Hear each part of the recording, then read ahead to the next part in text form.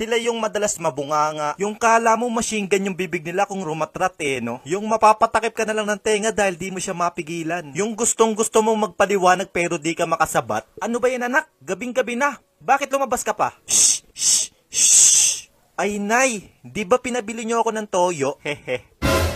Guys, ewan ko ba sa mga babae? Mas matoyo pa sa dato puti. Pero kahit ganyan yan, sila yung ilaw natin sa tahanan. Dapat nga thankful tayo, di ba? Dahil inalagaan tayo ng 9 months sa tiyan niya. Kahit alam niyang pag iniri ka na, lalaki kang pasaway at ang pangit-pangit mo pa. Hehe. Uy, anong pangit? Ang cute-cute kaya ng anak ko. Maghugas ka ng pinggan. Mahiya ka naman. Pati yung naglinis ka ng buong bahay nyo, nagkuskus ka pa ng inidoro, tapos pagdating niya galing palengke, oy, puro ka higa, puro ka silpon. Ay ma, ang kintab nun sahig oh. Hehe. Pati yung inutusan ka sa labas, tapos pag uwi mo at kakaupo mo pa lang, oy nak, bili ka naman ng bawang.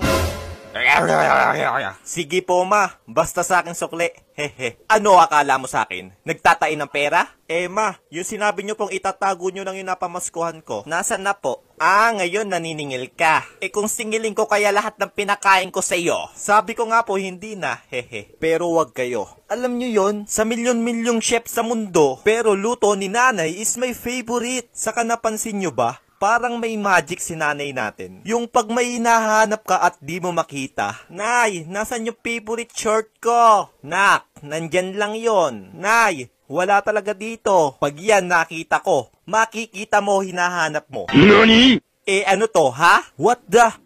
You're so amazing, mother. Naalala ko pa nga nung bata pa ako Sobrang drama ko. Lagi na lang ako pinapagalitan. Di nyo ako mahal. Lalayas na ako. De, joke lang. Alam nyo kasi kids, pinapagalita kayo ni nanay nyo kasi ayaw nilang mapahama kayo. Kasi mahal niya kayo. Gusto niya, lumaki kayo ng maayos. Kaya nay, mahal kita. Mama mo pangit. Mama mo mas pangit. Mama mo may tayo sa puwet. Mama mo. Hoy! Magkapatid kayo! Hehe. Kayo ba? Ano best line ng nanay nyo?